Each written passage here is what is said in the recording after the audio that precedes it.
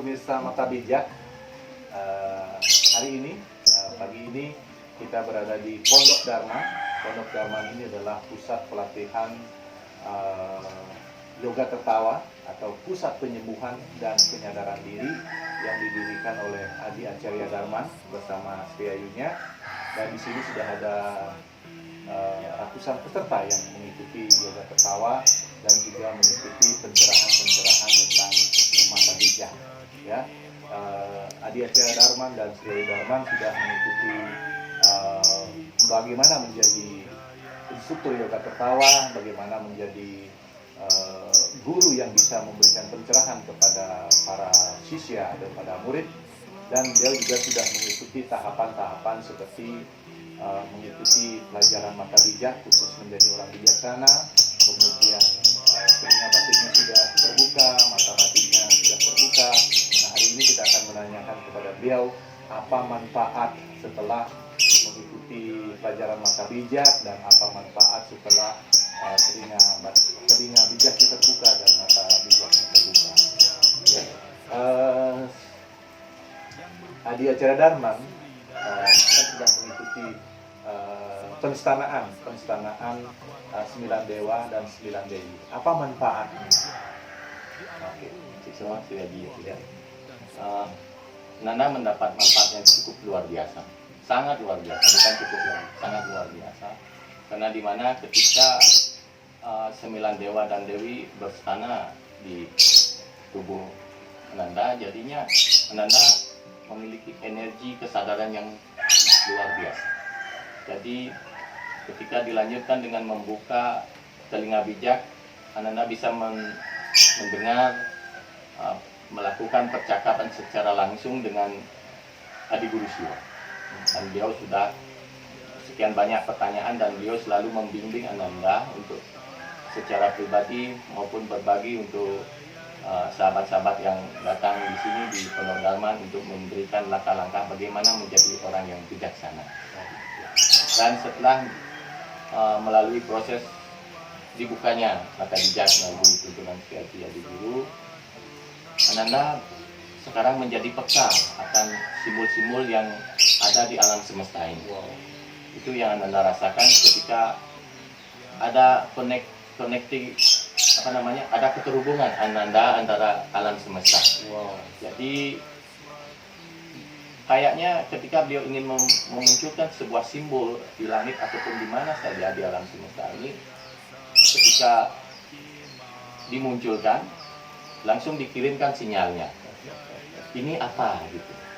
Jadi beliau langsung menjelaskan makna dari simbol tersebut. Baik pemirsa, kita sudah mengenal bahwa Tuhan ada di mana-mana, kita bisa melihat Tuhan di mana-mana, dan itulah hasilnya ketika mata bijak kita terbuka, kita memang bisa melihat nyata Tuhan ada di mana-mana. Ketika kita telinga bijak kita dibuka, kita memang bisa mendengar suara Tuhan di mana-mana.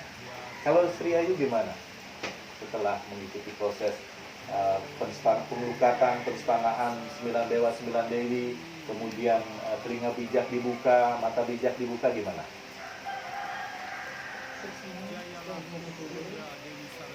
Setelah yang mengikuti pelajaran-pelajaran, tuntunan dari Sri Adi Guru tentang bagaimana kita menuju beliau, ya, tentunya dengan pertama membuka dengan menstanakan dewa dan dewi beserta manifestasinya dan di mana saja beliau bertempat pada diri kita. Yang merasa bagaimana ya mengungkapkannya itu yang harinya tidak bisa diungkapkan. Speechless ya. Iya. Artinya ketika kita mengingat beliau itu dengan warna-warna beliau berada di setiap organ tubuh kita, menikmati organ tubuh kita, menyatu di setiap sel yang ada di tubuh kita. Saya merasa sehat, bahagia, pokoknya tidak bisa diungkapkan dengan kata-kata. Luar biasa. Iya. Setelah itu Sri Adi juga menuntun kita dengan membukakan telinga bijak sebelum mata bijaknya dibuka. Jadinya yang sendiri mampu mendengar, bahkan berdialog dengan beliau. Artinya di dalam berdialog itu bukan bisikan-bisikan begitu, bukan. Tapi ketika Sri Aji menuntun untuk terus berdialoglah Nanda, berdialoglah. Apapun yang saya lihat, apapun dengan mata fisik saya, seolah-olah beliau ada di sana. Langsung ngomong gitu. Mungkin itu yang dinamakan kita ngomong dengan guru sejati. Dengan guru sejati, ibu sejati. Pas lihat apa gitu, apa sih maknanya ini? Tapi pernah sih pengalaman yang memakai pikiran, oh pasti begini, pasti begitu. Akhirnya mentok dia, tak lanjut. Tapi setelah yang Sri Aji sarankan, kosongkan dirimu, sediakan wadah, mengalir begitu saja. Terus ketika kita habis mengalirnya itu kita dengar langsung. Kalau bawa HP ya ditulis di HP.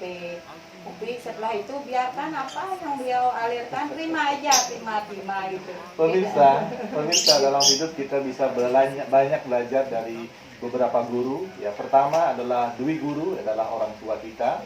Kemudian setelah itu kita belajar di sekolah karena orang tua mengirim kita ke sekolah, kita bisa belajar matematika, agama, IPA, pokoknya semua kita bisa dapati di sekolah. Kemudian kita bisa belajar dari guru wisesa pemerintah, ya, ada pemerintah yang memberikan misalnya aturan-aturan itu kita harus ikuti. Kemudian kita belajar dari guru spiritual yang akan mengantarkan kita ke gudang ilmu yang ada di alam semesta ini, yang dalam istilah kita dikenal dengan ilmu itu bagaikan sastra tanpa tulis, kemudian luasnya ilmu segar tanpa tepi. Nah, itulah yang akan didapat bagi mereka yang sudah telinga bijaknya terbuka. Dia akan bisa terkoneksi dengan sumber ilmu pengetahuan yang merupakan sebenarnya sumbernya adalah Adi Guru Siwa. Oke. Di antara pertanyaan-pertanyaan yang Nanda ajukan berdua, mana yang paling terkesan, yang sampai saat ini masih terasa gitu? Ketika kalau Ananda sendiri, ketika beliau menjelaskan bahwa diri beliau adalah kita gitu. Kita adalah beliau adalah kita. Ya, itu yang bikin kita nggak bisa jawab apa-apa, nggak bisa mengatakan apa-apa. Ya, gitu. memang demikian pemirsa. Kita dulu mengenal istilah Tatwamasi, kita mengenal istilah Soham, kita mengenal Aham Brahma Asmi. Memang demikianlah kalau kita sudah ketemu dengan Sang Guru Sejati, beliau akan mengatakan bahwa diri beliau adalah kita adalah diri beliau. Kita tidak ada lain, kita adalah satu. Kalau Nanda gimana? Apa yang paling berkesan dari pertanyaan? Kalau Nanda sendiri ketika Sri Aji mengirim untuk berdialog, di sini merasa tersentuh sekali perasaan. Kenapa ya Sri Aji dulu terus mengirim bertanya, apakah saya ini bodoh? Kayak gitu ya. Tapi Adi Guru Parwati berpesan, nah kamu bukan bodoh, tapi kamu juga bukan pintar, nak. Kamu hanya lupa saja bahwa ingatlah kamu bagaimana ibu melahirkan seperti orang tua biologis kamu sendiri. Sapa aja, jangan kamu ngasih ibu apa-apa. Suruh menyapa aja, beliau mengalirkan semua pengetahuan. Itu yang tersentuh ya juga. Ternyata kita lupa, setelah dilahirkan nggak ingat pulang. lupa menyapa. Pemirsa, tugas seorang guru spiritual adalah hanya mengantarkan para sisya, para muridnya agar sampai di tempat itu. Kemudian setelah di sana, si murid itu harus berkarya, si murid itu harus rajin bertanya, si murid itu harus rajin melihat. Dengan demikian si murid akan mendapatkan apapun yang dia butuhkan, apakah itu untuk fisiknya, apakah itu untuk pikirannya, apakah itu untuk jiwanya. Demikianlah apa yang akan diraih bagi mereka yang betul-betul menekuni atau mempelajari ajaran spiritual, dan pada akhirnya mereka akan menjadi seorang pelaku spiritual modern. Dan kedua pasangan ini, satu pasangan ini adalah dua orang yang berpasangan, kebetulan suami istri.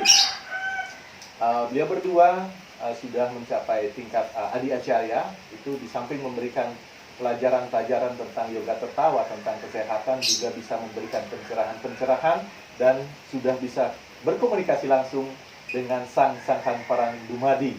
Ya, inilah istilah yang disebut dengan Moksartem Jagadita Yacaiti Dharma. Itulah yang memang akan kita raih ketika kita bisa sampai di alam beliau, bersama beliau, kita di mana-mana ada beliau. Ya. Bukan demikian Anda? Betul sekali.